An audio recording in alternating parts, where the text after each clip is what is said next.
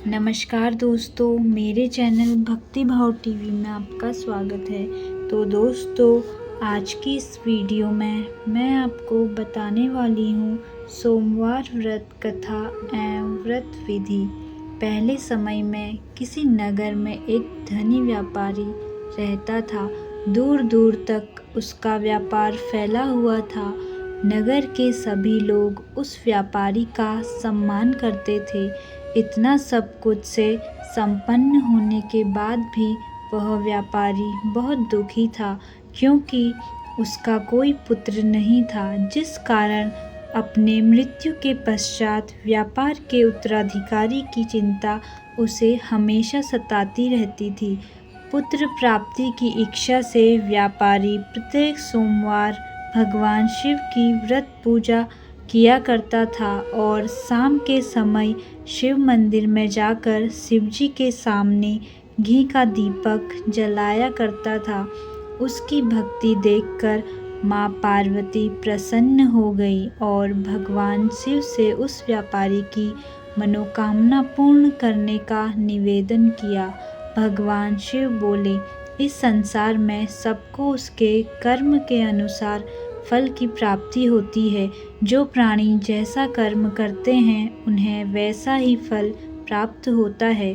शिवजी द्वारा समझाने के बावजूद माँ पार्वती नहीं मानी और उस व्यापारी की मनोकामना पूर्ति हेतु वे शिवजी से बार बार अनुरोध करती रहीं। अंततः माता के आग्रह को देखकर भगवान भोलेनाथ को उस व्यापारी को पुत्र प्राप्ति का वरदान देना पड़ा। वरदान देने के पश्चात भोलेनाथ माँ पार्वती से बोले, आपके आग्रह पर मैंने पुत्र प्राप्ति का वरदान तो दे दिया, परंतु इसका यह पुत्र 16 वर्ष से अधिक समय तक जीवित नहीं रहेगा। उसी रात भगवान शिव उस व्यापारी के स्वप्न में आए और उसे पुत्र प्राप्ति का वरदान दिया और उसके पुत्र के 16 वर्ष तक जीवित रहने की भी बात बताई। भगवान के वरदान से व्यापारी को खुशी तो हुई, लेकिन पुत्र की अल्प आयु की चिंता ने उस खुशी को नष्ट कर दिया। व्यापारी पहले की तरह सोमवार के दिन भगवान शिव का विधिवत व्रत करता रहा। कुछ महीनों के बाद उसके घर अति सुंदर बालक जन्म लिया। घर में खुशियां भर गई। बहुत धूमधाम से पुत्र जन्म का समारोह मनाया गया, परंतु व्यापारी को पुत्र जन्म की अधिक खुशी नहीं हुई, क्योंकि उसे पुत्र की अल्प आयु के रहस्य का पता था। जब पुत्र 12 वर्ष का हुआ तो व्यापारी ने उसे उसके मामा के साथ पढ़ने के लिए वाराणसी भेज दिया। लड़का अपने मामा के साथ शिक्षा प्राप्ति हेतु चल दिया। रास्ते में जहाँ भी मामा भांजा विश्राम हेतु रुकते, वहीं यज्ञ करते और ब्राह्मणों को भोजन कराते। लंबी यात्रा के बाद मामा और भांजा एक नगर में पहुँचे। उस दिन नगर के राजा की कन्या का विवाह था, जिस कारण पूरे नगर को सजाया गया था। निश्चित समय पर बारात आ गई, लेकिन वर का पिता अपने बेटे के एक आंख से काने होने के कारण बहुत चिंतित था। उसे भय था कि इस बात का पता चलने पर कहीं राजा विवाह से इनकार न कर दे, इससे उसकी बदनामी भी होगी। जब वर के पिता ने व्यापारी के पुत्र को देखा तो उसके मस्तिष्क में एक विचार आया। उसने सोचा, क्यों न इस लड़के को दुल्हा बनाकर राजकुमारी से विवाह करा दूं। विवाह के बाद इसको धन देकर विदा कर दूंगा और राजकुमारी को अपने नगर ले जाऊंगा। वर के पिता ने लड़के के मामा से इस संबंध में बात की। मामा ने धन मिलने के लालच में वर के पिता की बात स्वीकार कर ली। लड़के को दूल्हे का वस्त्र पहनाकर राजकुमारी से विवाह कर दिया गया। राजा ने बहुत सारा धन देकर राजकुमारी को विदा किया। शादी के बाद लड़का जब राजकुमारी से साथ लौट रहा था, वह सच नहीं छिपा सका और उसने राजकुमारी के ओढ़नी पर लिख दिया, राजकुमारी तुम्हारा विवाह मेरे साथ हुआ था। मैं तो वाराणसी पढ़ने के लिए जा रहा हूँ और अब तुम्हें जिस नवयुवक की पत्नी बनना पड़ेगा वह कान्हा है। जब राजकुमारी ने अपनी ओढ़नी पर लिखा हुआ पढ़ा तो उसने काने लड़के के साथ जाने से इनकार कर दिया।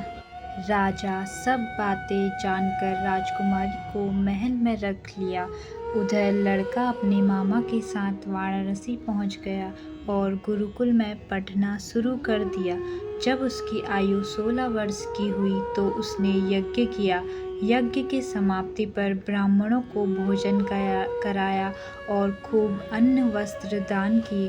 रात को वह अपने शयन कक्ष में सो गया। शिव के वरदान के अनुसार शयनावस्था में ही उसके प्राण पखेरु उड़ गए। सूर्योदय पर मामा मृत भांजे को देखकर रोने पीटने लगा। आसपास के लोग भी एकत्र होकर दुख प्रकट करने लगे। लड़के के मामा के रोने विलाप करने के स्वर समीप से गुजरते हुए भगवान शिव और माता पार्वती ने भी सुने। पार्वती ने भगवान से कहा, प्राणनाथ, मुझे इसके रोने के स्वर सहन नहीं हो रहे हैं। आप इस व्यक्ति के कष्ट को अवश्य दूर करें। भगवान शिव ने पार्वती के साथ अदृश्य रूप में समीप जाकर देखा तो भोलेनाथ पार्वती से बोले, यह तो उसी व्यापारी का पुत्र है जिसे मैंने 16 वर्ष की आयु का वरदान दिया था। इसकी आयु पूरी हो गई है। माँ पार्वती ने फिर भगवान शिव से निवेदन कर उस बालक को जीवन देने का आग्रह किया। माता पार्वती के आग्रह पर भगवान शिव ने उस लड़के को जीवित होने का वरदान दिया और कुछ ही पल में वह जीवित होकर उठ बैठा। शिक्षा समाप्त करके लड़का मामा के साथ अपने नगर की ओर चल दिया। दोनों चलते हुए उसी नगर में पहुँचे जहाँ उसका विवाह हुआ था। उस नगर में भी यज्ञ का आयोजन किया। समीप से गुजरते हुए नगर के राजा ने यज्ञ का आयोजन देखा और उसने तुरंत ही लड़के और उसके मामा को पहचान लिया। यज्ञ के समाप्त होने पर राजा मामा और लड़के को महल में ले गया और कुछ दिन उन्हें महल में रखकर बहुत सा धन, वस्त्र आदि देकर राजकुमारी के साथ विदा कर दिया। इधर भूखे प्यासे रहकर व्यापारी और उसकी पत्नी बेटे की प्रतीक्षा कर रहे थे। उन्होंने प्रतीक्षा कर रखी थी कि यदि उन्हें अपने बेटे की मृत्यु का समाचार मिला तो दोनों अपने प्राण त्याग देंगे। परंतु जैसे ही उसने बेटे की जीवित वापस लौटने का समाचार सुना तो वह बहुत प्रसन्न हुआ। वह अपने पत्नी और मित्रों के साथ नगर के द्वार पर पहुंचा। अपने बेटे के विवाह का समाचार सुनकर पुत्र वधू राजकुमारी को देखकर उसकी खुशी का ठिकाना न रहा। उसी रात भगवान शिव ने व्यापारी के स्वप्न में आकर कहा, हे श्रेष्ठी, मैंने तेरे सोमवार के व्रत करने और व्रत कथा सुनने से प्रसन्न होकर तेरे पुत्र को लंबी आयु का वरदान दिया है। पुत्र की लंबी आयु जानकर व्यापारी बहुत प्रसन्न हुआ। सोमवार का व्रत करने से व्यापारी के घर में खुशियाँ लौट आई। शास्त्रों में लिखा है कि जो स्त्री पुरुष सोमवार का विधिवत व्रत करते हैं और व्रत कथा सुनते हैं उनकी सभी इच्छाएं पूर्ण होती है। सोमवार व्रत विधि। सोमवार व्रत भगवान शिव को समर्पित है। त्रिदेवों में एक माने जाने वाले भगवान शिव को प्रसन्न करने के लिए हिंदू धर्म में सोमवार व्रत का विधान है। माना जाता है कि सोमवार का व्रत पूरे विधि विधान के साथ करने से मन की सारी इच्छाएं पूर्ण हो जाती है। प्राचीन शास्त्रों के अनुसार सोमवार के व्रत 3 तरह के होते हैं। सोमवार, 16 सोमवार और सौम्य प्रदोष। तीनों तरह के व्रतों की पूजा विधि एक ही है पर व्रत कथा अलग अलग है। सोमवार व्रत सूर्योदय से प्रारंभ कर तीसरे पहर तक किया जाता है।